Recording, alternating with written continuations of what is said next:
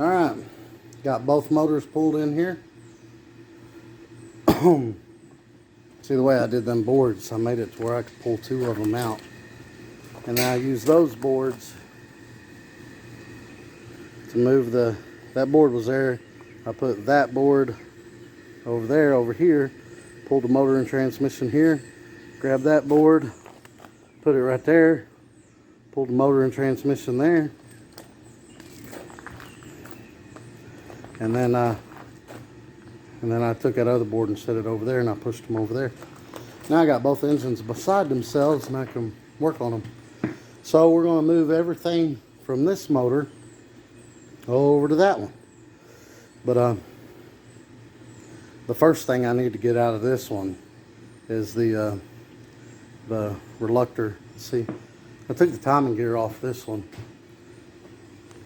the lower crank timing gear, because this one, the keyway ended right in front of the crank gear, which it's supposed to do on a 93 through 95, but on a 96 and 97 it sticks out just a little bit further to hold the Reluctor wheel. That's why 96 97 hub, balancer hub, is a little bit shorter. It's for that Reluctor. And all that pushes back on it and holds everything in place. Which the crank gear ain't going to go nowhere anyway. But I got these little keyways. I got a new one. See, there's... Here, I'll show you the one I took out.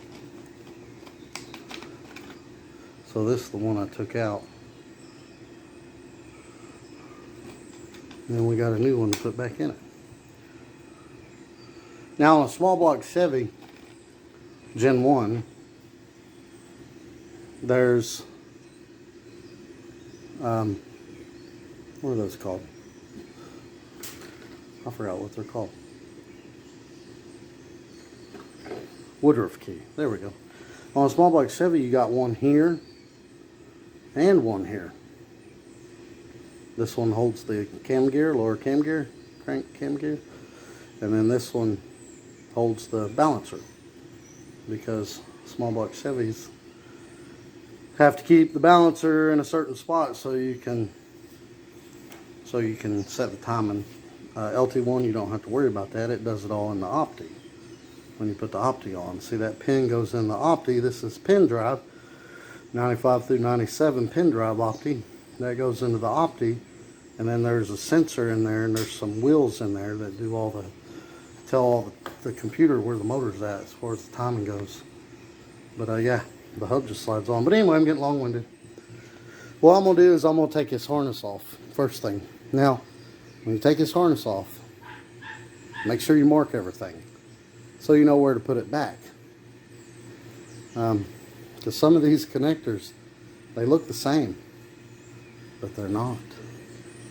So definitely, what I usually do is I get that that brown tape or the blue tape.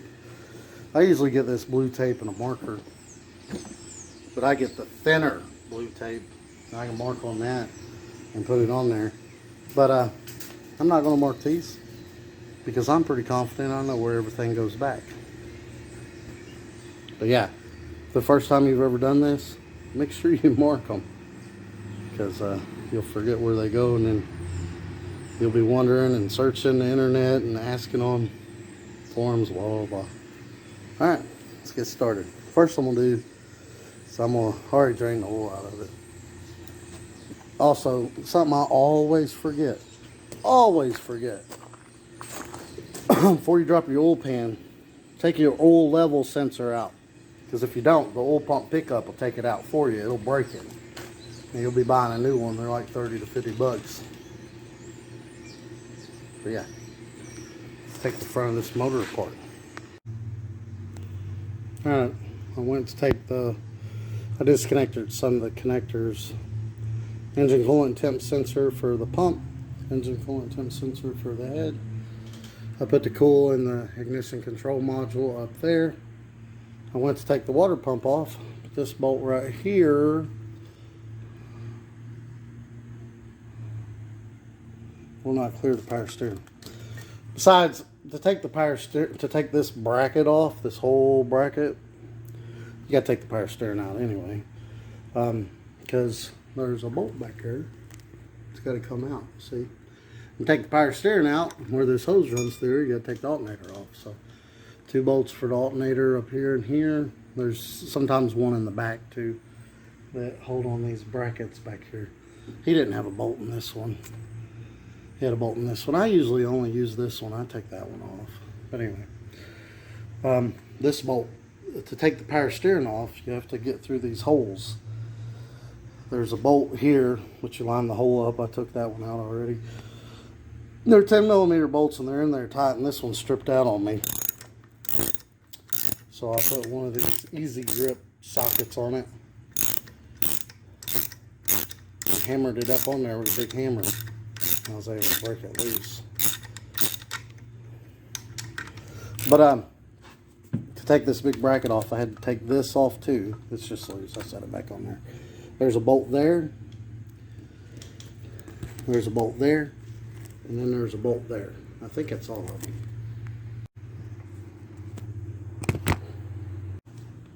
Well, I stand corrected. There was that bolt there. Then there was that one. There was that one up inside there. And then that one behind the power steering pump. Then there's these two. You have to go through those holes to get to take the power steering pump off. You got to take the alternator off too. And your power and ground wires are loomed in below that too, so you got to pop those loose.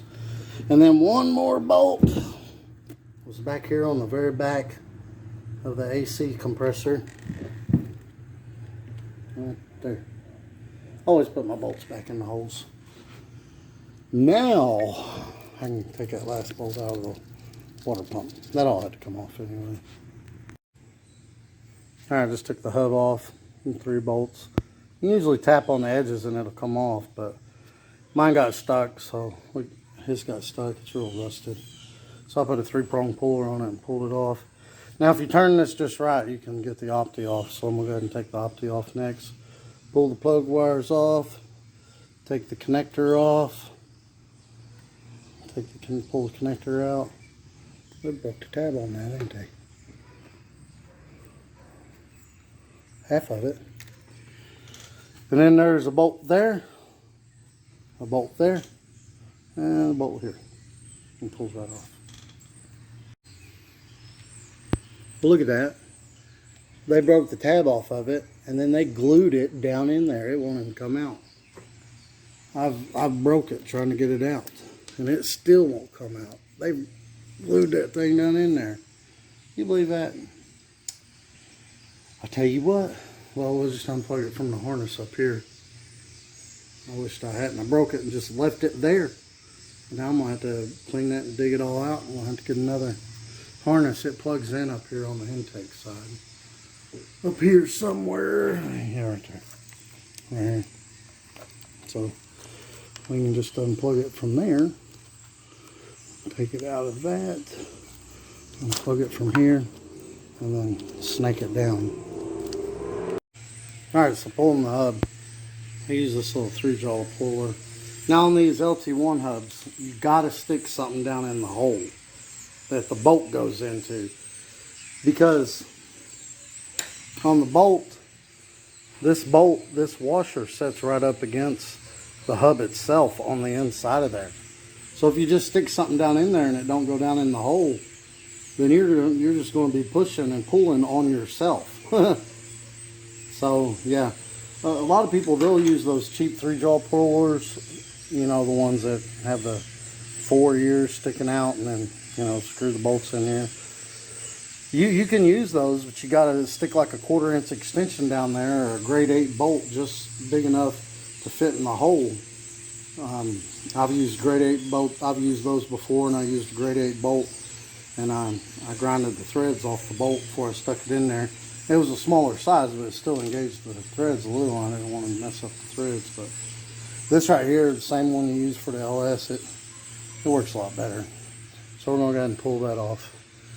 Once you got it on there, you stick those little rods up in the hole, and then it goes up inside this, and it stops once it hits so far, and then you just tighten it up. It's kind of hard to hold these and tighten this up at the same time, but Once you get it all tightened up and holding snug, then you just tighten that up. I'm just going to hit it with an impact. Spin it right off there. Alright, come right off there. And again, that's why you can't just stick something down in there.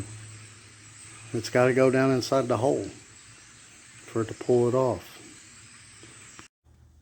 Alright, I took the oil pan off. On the corners there's 13 millimeters. All the rest of them are 10, except for one that held a bracket. It had a 11 that held the bracket, and then a 10 below it.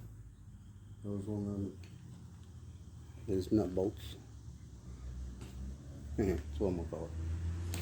Alright, and then I took the timing cover off next. I pulled the reluctor off, and then I took the 3 bolts out for the upper timing gear, took the timing gear off, set all that over there. And then I took this gear off with just a little bitty 3-prong puller. I just put a socket on the end of it. That's a little bitty one. I pulled it off though. Pulled it off easy actually. So here's your, that's the 4x reluctor, by the way. Here's your timing gear. The timing gear drives the water pump gear right there. And now there's 2 different types of these timing gears. 93 through 94 use a spline drive, which has a gear inside here. It has teeth and a gear, and then there's a little pin with teeth on each side that drive the Opti, and then it drives off those splines in here. But this one's pin drive. The cam has a longer pin right there that goes through here, and it goes through the back of the Opti, which I've set over there. That drives the Opti. Now, the difference is, if it's a stock, I think all the cams they make anymore are the same, but if you got a stock cam and you try to switch it over to a 95 through 97 pin drive, that hole ain't big enough, because there's the back of that Opti goes up inside there. I don't know how good I can see that. But yeah, that pin right that,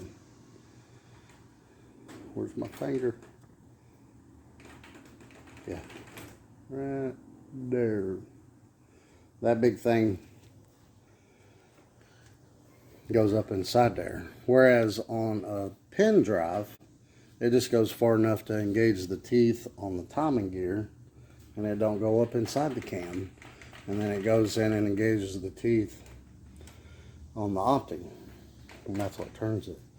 So on the 93 through 94, that hole's smaller. It won't fit that big pin up inside there. The hole's bigger on the 95 through 97 cam. Like I said, you can use a 95 through 97 cam in a pin drive, and it's not an issue. But I'm gonna cough my brains out over here. But you can't use a pin drive in a 93 through 95 cam, or 93 through 90. I can't forget what year they went pin drive. I know for a fact 96 and 97 is pin drive. I'm pretty sure 95 is too. I think 93, 94 are the spline drive. But anyway, if you ever want to switch a 93, 94 over, or a spline drive Opti over, and you don't have a cam with a big hole in it, you have to change the cam too, unfortunately. But anyway, that's the way that works. And then 96, 97 uses a reluctor wheel, a 4x reluctor wheel. That's why the ones that use the reluctor wheel, they have a shorter hub that goes on here, because that takes up some space. But all that does is for misfire detection. It doesn't keep the car from running. It doesn't do anything special. It just helps determine misfire detection. Honestly, it doesn't work that good.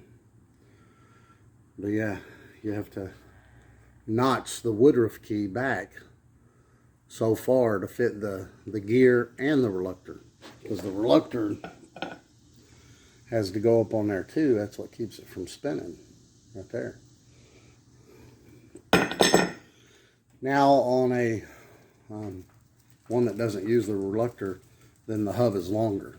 And when you put the hub on, the hub actually goes all the way up and pushes on the lower timing gear. That's why that key has to be cut back further, because the hub don't have a keyway in it. It just spins freely on this. It's not supposed to spin. If you got it nice and tight, it won't spin, but sometimes they do spin on these. And when they do spin on these, they are hard to get off. They are hard to pull off. This one didn't spin any. So, but if that's nice and tight, and it's nice and the hub's nice and tight up against the gear, it shouldn't spin. But there is no keyway on them, not on the stock setup. But yeah, that's how that works. All right, so I took a brand new Woodruff key and I matched it up to that one over there, and I just cut it the best I could with a grinder. That's what I got. Hopefully that'll work. You got to think the crank hub is going to be pushing up against that, and then the screw is going to be holding it down. But put this on here. Make sure your dot is facing you. Got that dot right there. So sometimes they don't slide on. But what I'm going to do is take a socket just big enough to fit around this, making sure to clear the groove. And I'm going to get a bunch of washers and use this threaded stock, that bolt, and some washers to push that up on there. Look at that, that came out really good. So that's got to be right flush with that. And look at there. I mean, it's dang near perfect. It probably could have come out a little bit further. Set some light on it. Actually, it is sticking out a little on that side. But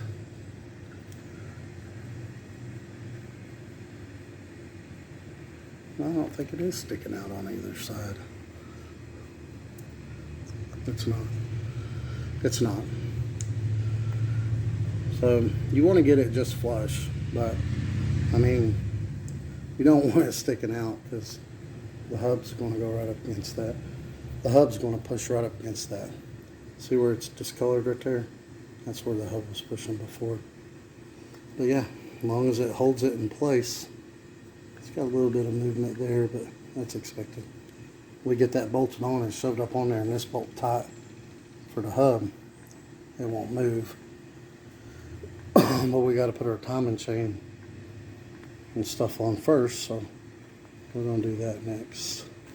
Also, again, don't beat that gear on there. If you beat that gear on there, it'll mess up your thrust bearing.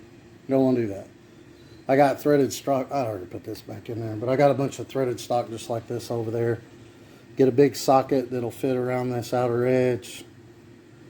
Put your threaded stock all the way in there. Get your bolt and some washers, and a big socket. Put washers on the end of there, and then just tighten that bolt up and push it on. All right, before you go to put your timing chain on, put your dot straight up and down.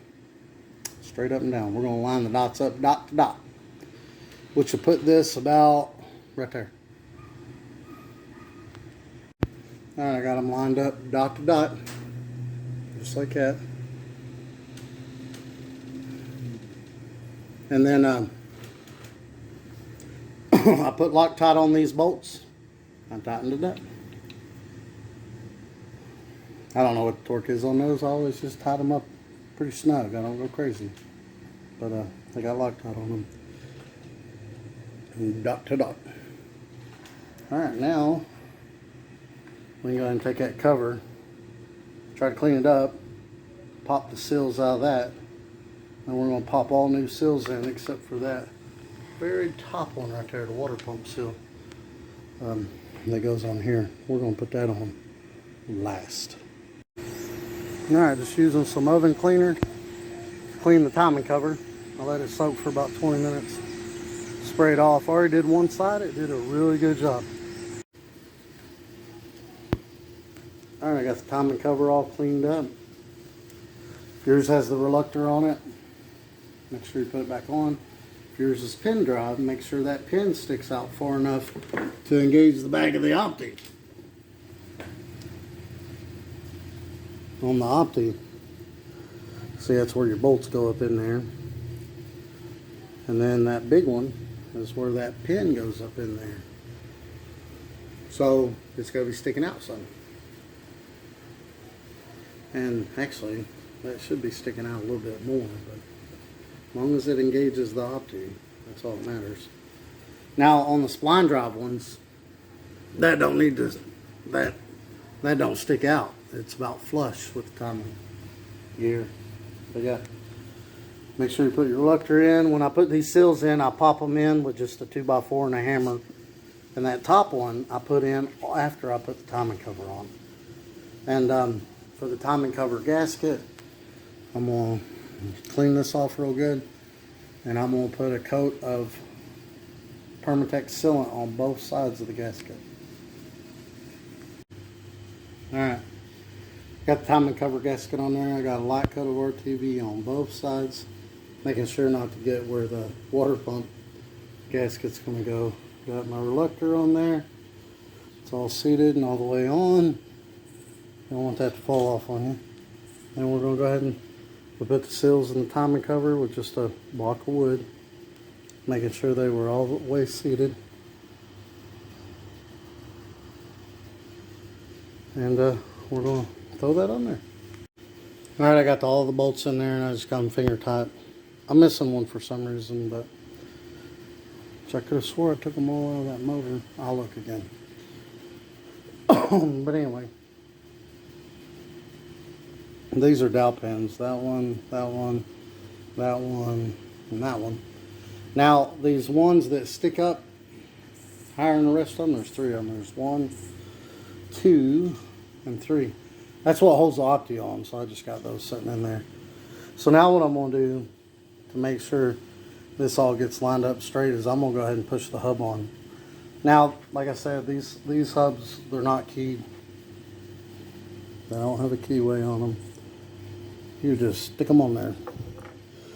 And the same way I did the bottom timing gear, the crank timing gear, I'd stick a piece of threaded stock in there and some washers, and then I screw the threaded stock.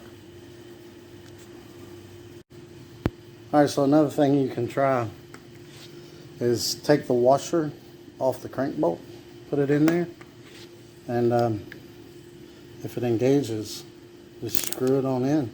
Now if it goes in easy like this one's doing, I mean, by all means send it. But now, if it ain't going on there easy, do not try to screw that down real hard. If it's real hard, you'll strip your bolts out in your crank, and you'll be either taking your crank out or you'll be tapping and dying in the middle of your crank. And that crank, they're not easy to drill out. So yeah, just be careful with that. If it goes on easy like this, I mean, I'm barely turning it. I'll send it on like that, but if it starts to get hard, then I'm going to put the threaded stock in there and a bunch of washers and then a nut, and then tighten the nut up and push it on in. Alright, I put it on so far, took the bolt back out, put the washer back on, and I sent it the rest of the way, and I mean, it went on easy. So I mean, if it goes on easy, you can do it that way, but if it don't go on easy, don't do it that way.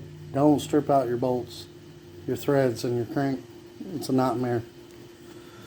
Usually what I do, if it's any tight at all, and the straighter you get this on the crank snout, the easier it's going to go on. So try to get it good and straight. But what I usually do is I put threaded rod in here. The threaded rod sticks out here. There's a bolt, and I just put a bunch of washers so I get to that size, and then I just tighten up the bolt and cinch it on. But I mean, that went on really easy. I took the washer off, I put the bolt on there. It went on. I mean, I was barely even turning it, and it was going on. So, I mean, it went on easy the whole way. It got almost in there. I took the bolt out, put the washer back on, and so all the shiny is gone. So Now, this gets torqued to 75 foot-pounds. I put a hammer in there, in between the block and the crank, the wooden part of the hammer. And then I'm going to tighten this to 75 foot-pounds. Alright, I got that torqued to 75 foot-pounds. And I got all the timing cover bolts tight except for these 3 that hold the Opti on. Now, when you put the Opti on, it usually slides right in if you get it lined up just right. But these new seals, it does not slide in easy on the new seals. Because, I mean, the Opti goes way out here to this part. And then that part's sticking in. Once you get it on, it folds in. And when you do it again, it's easier. But when the gasket's new, it's not easy putting those on. But we'll go over that in a minute. Next thing we're going to do is we're going to do this seal. And there's a trick to doing this seal. Well, there is a seal that resembles the water pump seal, but that's not the water pump seal, shaft seal. So I don't see one in the box. So I have to go to the store tomorrow. Need to take that intake off, finish taking the harness off, and then put the oil drive gear back there. I'd put mine in it, but it's broke. So, and then we can put the lifters, the dog bones, lifter dog bones, the retainer spider, switch all that from that motor over to this one. And then we can set our rockers. I like to set the rockers with the intake off, and we can put the intake on. Got to disassemble some of that tomorrow, but that's it for me today.